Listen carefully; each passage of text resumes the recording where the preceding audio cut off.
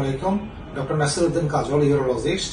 এখন আমি আলাপ করব পুরুষ মানুষের প্রস্রাবের রাস্তা যদি শুরু হয়ে যায়, চিকন হয়ে যায়, যাকে আমরা আমাদের মেডিকেল সায়েন্সের ভাষায় বলি স্ট্রিকচার ইউরেথ্রা, তাহলে কি করবে? এটার চিকিৎসা অনেকগুলো পদ্ধতি আছে, বাট জানতে হবে কোন পদ্ধতি সবচেয়ে ভালো। তার আগে আমরা জেনে নিই কি কি পদ্ধতি আছে। আগের যুগে আমরা ইউজ করতাম যে ডাইলেটেশন, অর্থাৎ প্রস্রাব রাস্তাটা আমরা মোটা করে দিতাম একটা রড দিয়ে। এখন সেটা চেঞ্জ হয়ে এখন আর একটা পদ্ধতি আছে, সেটা আমরা ওই জিনিসটাই আমরা ব্লাইন্ডলি না করে এখন চোখে দেখে আমরা ওই জায়গাটা অপারেশন করে ঠিক করে দিই। তাকে আমরা বলি OIU, অর্থাৎ আমাদের একটা মেশিন আছে, মেশিনটা প্রস্রাব রাস্তায় গিয়ে আমরা চোখে দেখে সেটা আমরা কেটে অপারেশন করে ঠিক করে দিই। এটাও সাকসেস রেট আছে মোটামুটি।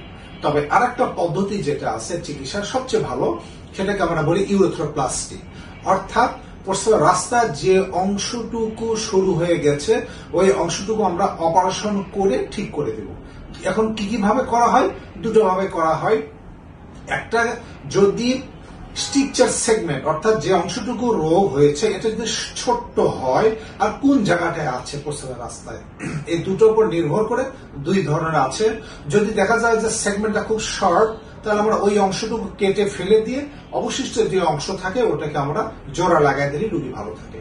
আর যদি ওই স্ট্রিকচার অংশটা, অর্থাৎ সরু অংশটা যদি বড় হয়, তাহলে সবচেয়ে ভালো পদ্ধতি আমরা মুখের ভিতর থেকে, বাইর থেকে না, মুখের ভিতর থেকে মাংস কেটে নিয়ে ওই জায়গাটা আমরা সেট করে দিই। একে আমরা বলি BMG। এটা আর এক ধরনের অপারেশন। এটা ইউরেথ্রোপ্লাস্টির সবচেয়ে ভালো অপারেশন, এটাতে সাকসেস রেট সবচেয়ে বেশি। তাহলে যদি এক কথায় বলতে চাই যে একটা রোগী প্রস্রাব রাস্তা শুরু হয়ে গেছে, চিকন হয়ে গেছে, তাহলে এই রোগীর সবচেয়ে ভালো চিকিৎসা পদ্ধতি কোনটা? এক কথায় বলতে পারি আমরা ইউরেথ্রোপ্লাস্টি।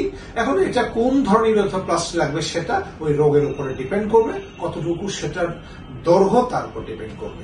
তবে এক কথায় বলতে গেলে আমরা মুখের ভিতর থেকে মাংস নিয়ে যদি অপারেশন করে ঠিক করে দিই, তাহলে রোগী দীর্ঘদিন ভালো থাকে এবং এটা সাকসেস রেট সবচেয়ে বেশি।